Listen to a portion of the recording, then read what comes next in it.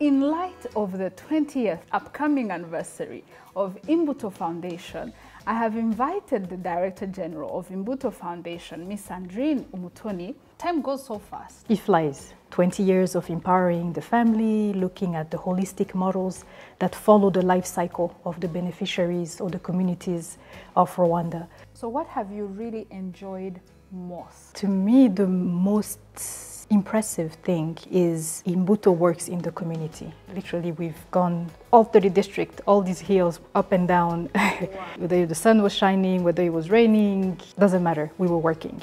What would you tell young Rwandans following us in the country and following us in the diaspora? Young people, whether you're in Rwanda or in the diaspora, you belong to this country. Do not think that because you didn't start at the same level as somebody else, that's it. That's your finish line. No, there's no such thing. You determine your finish line. Go and cross it.